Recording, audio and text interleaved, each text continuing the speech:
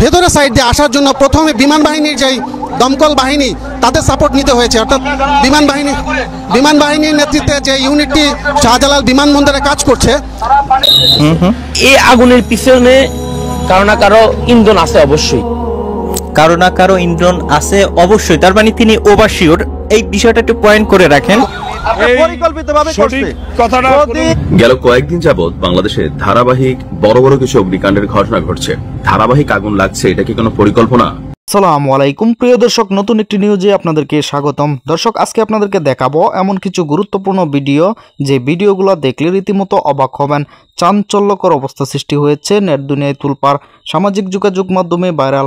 আসুন কথা না বাড়িয়ে দেখে আছি সম্পূর্ণ ভিডিওটি। 1 সেকেন্ডও না টেনে পুরো ভিডিওটি দেখবেন। চ্যানেলে নতুন হলে সাবস্ক্রাইব করে রাখবেন পরবর্তী আপডেট পাওয়ার জন্য। ভিডিওতে একটি লাইক করে দেখতে থাকুন সম্পূর্ণ ভিডিওটি। গেল কয়েকদিন যাবৎ বাংলাদেশে ধারাবাহিক বড় বড় কিছু অগ্নিকাণ্ডের ঘটনা ঘটছে। চট্টগ্রাম ইপিজেডে বিশাল অগ্নিকাণ্ডের ঘটনা ঘটল, আর এর পরপরই আজকে ঢাকা আন্তর্জাতিক বিমানবন্দর, শাহজালাল আন্তর্জাতিক বিমানবন্দরের কার্গো ভিলেজে আগুনের উৎপত্তি বা সূত্রপাত। ইভেন আপনি দেখেন যে এত বড় আগুনের কুণ্ডলী বাংলাদেশ সম্ভবত কম দেখেছে। এখন আসলে এই যে ধারাবাহিক আগুন লাগছে, এটা কি কোনো পরিকল্পনা, কোনো ষড়যন্ত্র, নাকি আসলে দায়িত্বহীনতা অথবা দায়িত্বে অবহেলার কারণ? আজকে শাহজালাল বিমানবন্দরে আগুনটা কিভাবে লাগে দেখেন। আমি যতটুকু দেখলাম, তথ্যপাত্র থেকে যতটুকু আসছে, এই মুহূর্তে কিছুটা আগুন নিয়ন্ত্রণে আসছে। প্রায় ফায়ার সার্ভিসের 36টি ইউনিট কাজ করেছে। সেনা, নৌ, বিমান বাহিনী সার্বিকভাবে সবাই এখানে সহযোগিতা করেছে।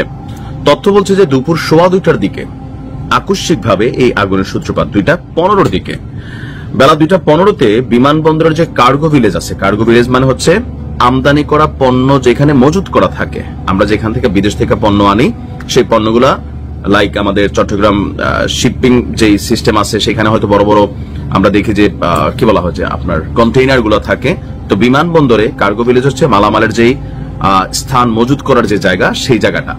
তো সেখানে কুরিয়ারের যে গোডাউন, সেই গোডাউনে আগুনের সূত্রপাত হয় প্রথমে। এরপর ঠিক ঘন্টা খানিকের মধ্যে এই আগুন পৌঁছে যায় ইলেকট্রনিক্স গোডাউনে, আর সেখান থেকে মিনিট 20 পর কেমিক্যাল গোডাউনে এই আগুন আপনার চলে যায়। আর কেমিক্যাল গোডাউন মানে বুঝতেই পারছেন, যে কোনো ছোট্ট আগুন যদি কেমিক্যাল কানেক্টেড হয়ে যায়, এটাকে কন্ট্রোল করা কষ্টকর হয়। আর সেখান থেকে বাকি যেটা আমরা আজকে হয়তো ভিডিও ফুটেজ আপনারা বিভিন্ন জায়গায় দেখেছেন, অগ্নিকাণ্ডের প্রলয়ঙ্করী রূপ আমরা ধারণ করতে দেখলাম। এরপরে মুহূর্তে ছড়িয়ে যায় গোটা কার্গো ভিলেজে। গোটা প্রায় কিন্তু 1 ঘন্টা 1.5 ঘন্টা যাবত স্টার্টিং এ আগুনটা মোটামুটি কন্ট্রোলে ছিল। 1.5 ঘন্টা পরে যখন কেমিক্যাল গোডাউনে চলে গেছে, তখন এটা আউট অফ কন্ট্রোলে ছিল। তো এই অবস্থায় আপনার বিমানবন্দর সূত্র বলছে যে আপনার এটা নিয়ে তারা ইনভেস্টিগেশন করছে। আর রাইট নাও যে বিমানবন্দরে যে ওঠানামা আছে, সাময়িক স্থগিত করা হয়েছিল, আর কিছু ঢাকাগামী বেশ কয়েকটি ফ্লাইটকে বিকল্প রুটে পাঠানো হয়েছে। চট্টগ্রাম এবং কলকাতায় একাধিক ফ্লাইট অবতরণ করা হয়েছে। আর যারা আমাদের প্রবাসী ভাইরা আছেন, সম্ভবত এই মুহূর্তে আমি যখন নিউজটি করছি, তখন বাংলাদেশ সময়ে প্রায় কটা বাজে, ধরেন 5টা 5:30 এই মুহূর্তে বাজে। তো এই মুহূর্তে এখনো এয়ারপোর্টের বিমান চলাচল কিন্তু বন্ধ আছে। তবে আমার ধারণা হয়তো রাতের বেলা ফ্লাইট যেগুলো আছে সেগুলো কানেক্ট হবে।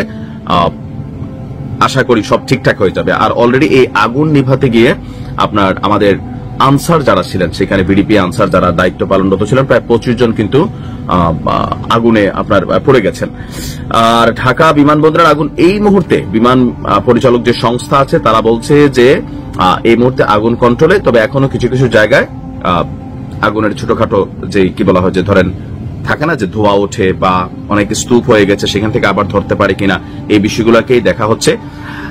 আর টোটাল ঘটনায় আসলে এখন কিভাবে ঘটলো, এটা নিয়ে সিসিটিভি ফুটেজ টুটেজ যা আছে ততটুকু সবই জয়লা টয়লা গেছে যে জায়গার মধ্যে ছিল।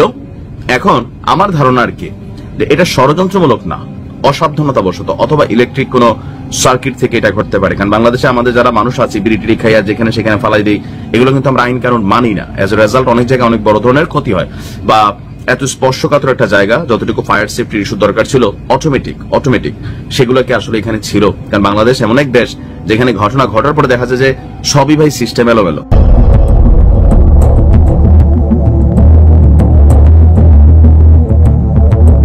কালো ধোঁয়ায় ছেয়ে গেছে পুরো আকাশ। হযরত শাহজালাল আন্তর্জাতিক বিমানবন্দরের কার্গো সেকশনে ভয়াবহ অগ্নিকাণ্ডে এমনই চিত্র দেখা গেছে শনিবার দুপুরে। আগুন লাগার পরপরই দাউ দাউ করে জ্বলে ওঠে গোটা কার্গো ভিলেজ এলাকা, যার ফলে পুরো আকাশ ছেয়ে যায় ঘন কালো ধোঁয়ায়। আতঙ্ক ছড়িয়ে পড়ে বিমানবন্দর জুড়ে, থমকে যায় স্বাভাবিক কার্যক্রম।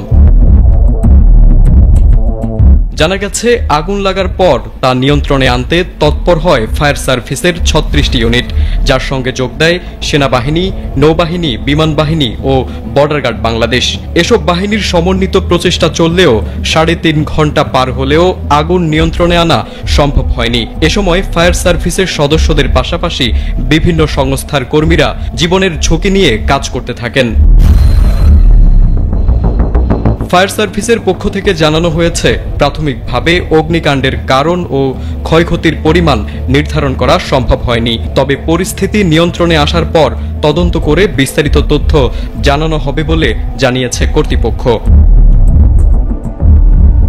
এদিকে অগ্নিকাণ্ডের কারণে শাহজালাল বিমানবন্দরে সব ধরনের উড়োজাহাজ ওঠানামা আপাতত বন্ধ রয়েছে। এরই মধ্যে ঢাকাগামী ৮টি ফ্লাইট চট্টগ্রামের শাহ আমানত বন্দর এবং একটি সিলেটের ওসমানী আন্তর্জাতিক বিমানবন্দরে অবতরণ করেছে। অন্যদিকে ঢাকা থেকে ছেড়ে যাওয়ার অপেক্ষায় থাকা আন্তর্জাতিক ফ্লাইটগুলো রানওয়ে ও ট্যাক্সিওয়েতে আটকে আছে। বিমানবন্দর কর্তৃপক্ষ জানিয়েছে, যাত্রীদের নিরাপত্তাকে সর্বোচ্চ গুরুত্ব দিয়ে ব্যবস্থা নেওয়া হয়েছে এবং আগুন পুরোপুরি নিয়ন্ত্রণে এলে আবারও ফ্লাইট চলাচল শুরু হবে। এই আগুনের পিছনে কারো না কারো ইন্ধন আছে অবশ্যই। কারো না কারো ইন্ধন আছে অবশ্যই, তার মানে তিনি ওভারশিওর। এই বিষয়টা একটু পয়েন্ট করে রাখেন, নাইলে আগুন এই অল্প সময়ের ভিতরে এভাবে ছড়াই দিত না। সম্মানিত দর্শক, সম্পূর্ণ ভিডিওটি দেখলেন, অবশ্যই বুঝতে পেরেছেন ভিডিওটি গুরুত্বপূর্ণ ছিল।